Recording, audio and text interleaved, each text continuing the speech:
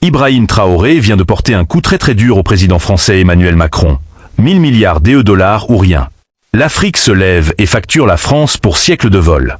Au cœur de l'Afrique de l'Ouest, où les vents du Sahel portent les échos d'une révolution qui gronde plus fort que jamais, un homme se dresse comme un roc inébranlable face à l'ombre impérialiste qui s'étend depuis des siècles.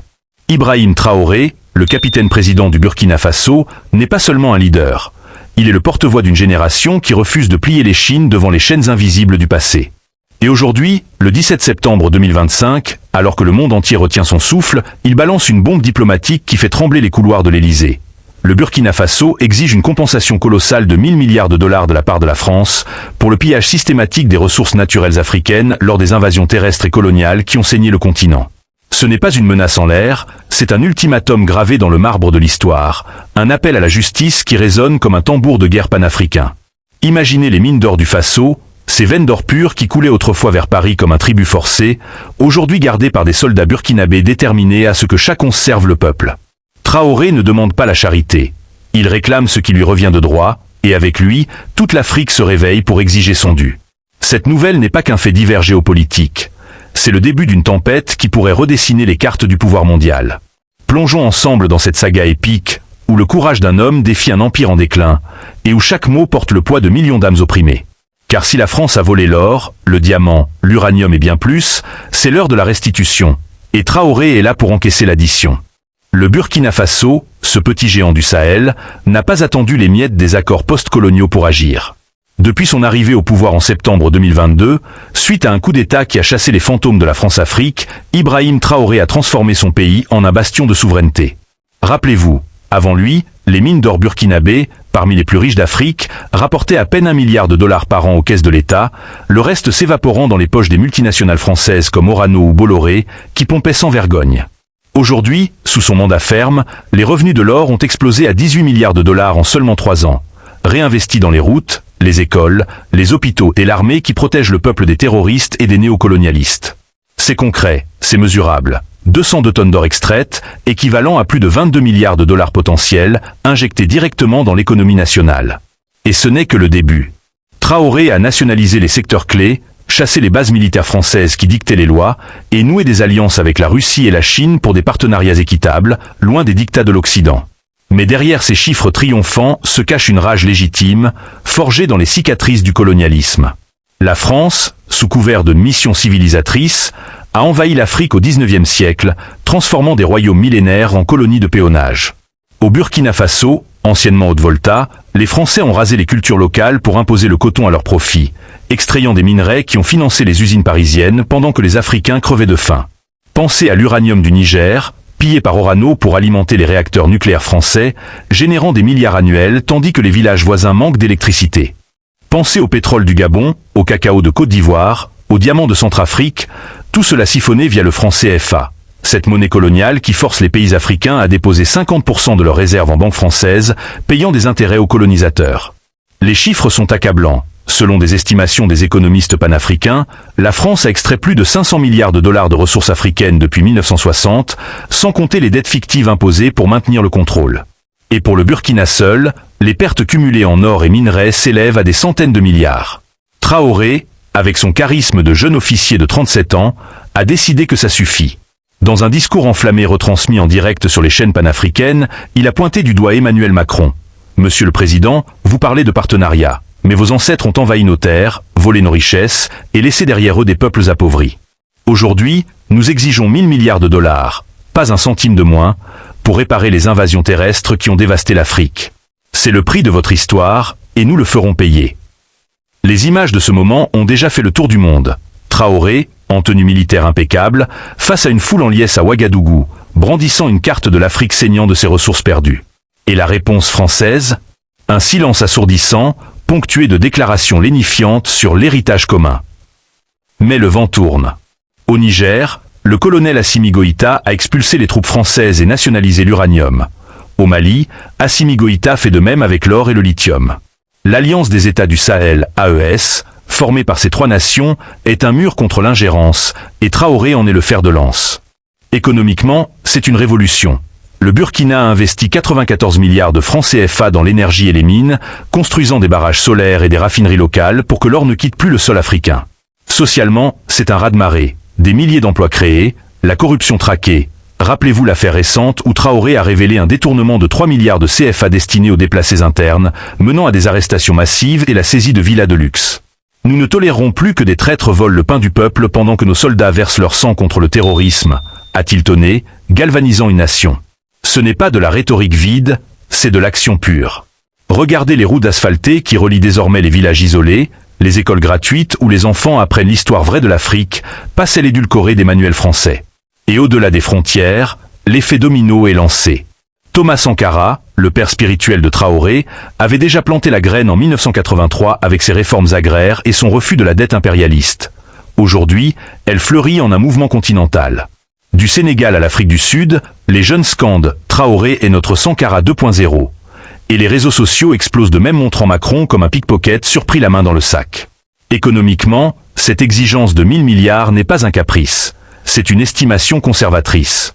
Prenons l'or burkinabé seul. Depuis 1960, environ 1500 tonnes ont été extraites, valant plus de 100 milliards de dollars actuels, dont 90% partis en France via accord léonin. Ajoutez les diamants, le manganèse, le zinc, et multiplié par tous les pays CFA, on atteint facilement les trillions. Traoré propose un fonds panafricain pour ses réparations. Infrastructures vertes, universités high-tech, armée souveraine. Refuser, c'est admettre que la France-Afrique est morte et que l'Afrique écrit son propre futur. Mais attention, ce combat n'est pas sans péril. Les services français, via leur proxy, ont tenté des coups d'État, 9 déjoués depuis 2022, avec des officiers arrestés pour complot financé de l'extérieur. Human Rights Watch critique les méthodes musclées, mais Traoré rétorque. La liberté a un prix, et nous le payons pour nos enfants. Et le peuple? Il est derrière lui à 80%, selon les sondages indépendants, car pour la première fois, l'argent de l'or finance des tracteurs pour les fermiers, pas des yachts pour les élites parisiennes. Prenons un exemple concret. À Houndé, la plus grande mine d'or, avant Traoré, les royalties étaient de 3% pour l'État. Maintenant, c'est 40%, et les emplois locaux ont triplé. Les femmes, souvent exclues, gèrent désormais des coopératives minières, vendant directement au marché asiatique. C'est l'empowerment en action, pas en théorie. Et internationalement, la Russie applaudit, offrant des armes et des experts sans condition. La Chine finance des chemins de fer qui relient le Faso au port de Lomé, brisant le monopole français. Même les États-Unis, via l'Africa Commande, commencent à courtiser Traoré pour contrer l'influence russe, mais il reste fidèle à son mantra, l'Afrique pour les Africains. Cette exigence de 1000 milliards est plus qu'une facture.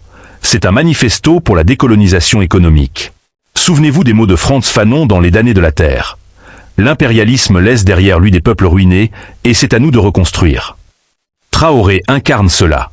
À 37 ans, orphelin de père assassiné sous Sankara, il a rejoint l'armée pour venger l'honneur perdu.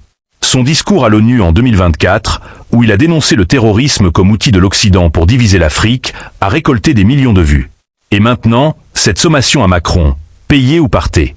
La France, engluée dans sa propre crise, déficit de 1000 milliards d'euros, pauvreté record à 15,4%, ne peut ignorer cela. Suspendre l'aide au développement en 2023 n'a fait que renforcer la détermination burkinabé. Au contraire, cela a libéré des fonds pour des partenariats sud-sud. Imaginez si toute l'Afrique suivait, un front uni exigeant des trillions à l'Europe pour le pillage. Le cacao ivoirien volé, le cuivre zambien siphonné, le pétrole angolais détourné, l'addition serait astronomique. Traoré le sait, et c'est pourquoi il appelle à un sommet panafricain à Addis Abeba pour coordonner ses réparations. Les sceptiques diront que c'est utopique, mais regardez les faits. Sous son règne, le PIB burkinabé a cru de 6% annuel malgré la guerre au terrorisme, l'inflation maîtrisée à 2% et l'espérance de vie en hausse grâce à des cliniques mobiles financées par l'or local. C'est la preuve que la souveraineté paie. Et pour les jeunes Africains du diaspora, de Paris à New York, c'est un appel au réveil. Boycottez les produits français, investissez dans l'Afrique, propagez la parole de Traoré. Ces interviews virales, où il démonte les accords CFA comme une chaîne d'esclavage moderne, cumulent des milliards de vues sur TikTok et YouTube. Un mème récent le montre en super-héros, point levé, avec la légende « Traoré vs Macron, round 1, l'Afrique gagne ». C'est viral parce que c'est vrai, parce que ça touche la fierté blessée de générations. Mais creusons plus profond dans cette histoire. Revenons aux invasions terrestres que Traoré évoque. En 1896, les Français conquièrent le Soudan français, dont fait partie le Faso, par la force, massacrant des résistants comme Nana Romba, qui mena une rébellion héroïque. Des milliers de morts, des villages brûlés, Pourquoi? Pour le coton qui alimenta l'industrie textile lyonnaise et l'or qui pavait les boulevards parisiens. Post-indépendance, le pacte colonial persista. 80% des exportations burkinabées partaient en France à prix bradé, tandis que les importations coûtaient le double. Résultat, un pays riche en ressources, pauvre en développement. Traoré brise ce cycle en diversifiant. Export d'or vers Dubaï, manganèse vers l'Inde, et bientôt du lithium pour les batteries électriques mondiales, extraits localement. Il investit aussi dans l'agriculture. 500 000 hectares irrigués, semences résistantes au climat, pour que le Faso nourrisse non seulement ses 22 millions d'habitants, mais exporte vers l'Europe qui nous a affamés. Et la sécurité? Cruciale. Le terrorisme, importé via les frontières poreuses, a tué des milliers. Mais sous Traoré, les FDS, forces de défense et de sécurité, ont repris 70% des zones perdues grâce à des drones russes et une mobilisation populaire. Chaque Burkinabé est un soldat, dit-il, et ça marche. Des milices villageoises formées, des renseignements locaux qui déjouent les attentats. Bien sûr, il y a des ombres, des accusations de répression contre les opposants, des médias muselés pour sécurité nationale. Mais dans un contexte de guerre hybride où la France finance discrètement des groupes via le Maroc ou la Côte d'Ivoire, ces mesures sont vues comme nécessaires. Le SIAO 2025, le Salon international de l'artisanat, s'est tenu sans incident, attirant 100 000 visiteurs et boostant l'économie locale de 50 millions d'euros. Le Tour du Faso, avec ses coureurs filant sur des routes neuves, symbolise cette résilience. Traoré n'est pas un dictateur. Il est un bâtisseur, un visionnaire qui rêve d'une Afrique unie, de Tanger à Le Cap, sans visa ni barrière. Son alliance avec le Niger et le Mali n'est pas anti-occidentale par haine, mais pro-africaine par amour. Et cette exigence de 1000 milliards, c'est le catalyseur.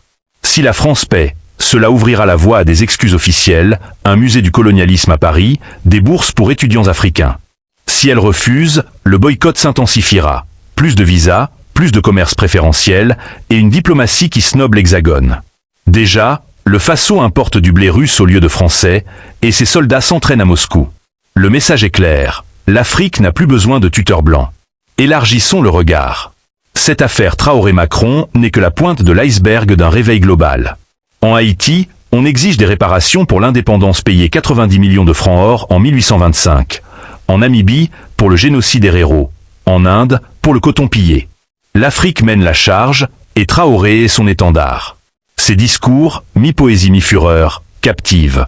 Comment peut-on bombarder un pays et l'appeler paix? Nous avons compris. Pour être respecté, il faut des bombes atomiques, ou mieux, l'unité.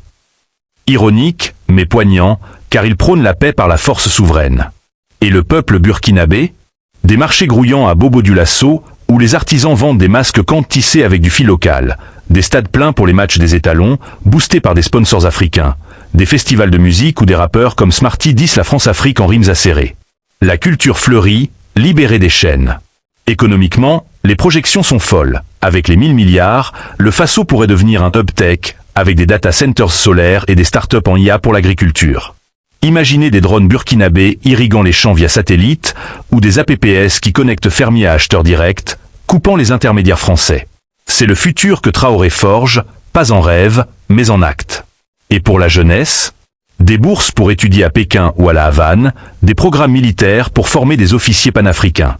L'éducation est notre arme la plus puissante, dit-il, et il le prouve en doublant le budget scolaire à 25% du PIB. Les filles, autrefois mariées à 14 ans, maintenant pilotes d'avions de chasse. Mais revenons à l'ultimatum. Macron, acculé par ses propres scandales, Orano accusé de corruption au Niger, Bolloré de monopole portuaire, doit répondre. Une commission bilatérale? Peut-être, mais Traoré exige du cash, pas des promesses. Et si la France traîne, l'opinion publique africaine bouillonne. Pétition en ligne avec 10 millions de signatures, manifestations à Abidjan et Dakar.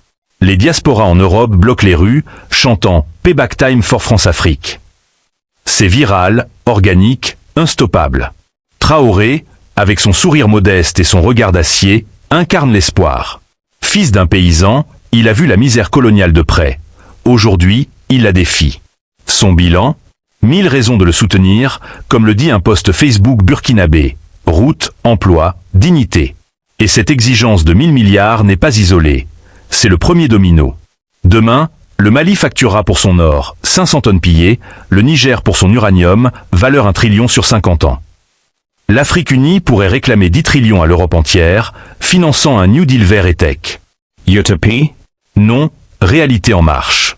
Traoré le sait, et il agit. En conclusion, non, pas une fin, car c'est un commencement. Cette histoire de 1000 milliards est le cri d'une Afrique qui refuse l'oubli. Partagesla, commentesla, vivesla. Car si Traoré gagne, nous gagnons tous. L'Afrique se lève, la France paiera, et le monde sera plus juste.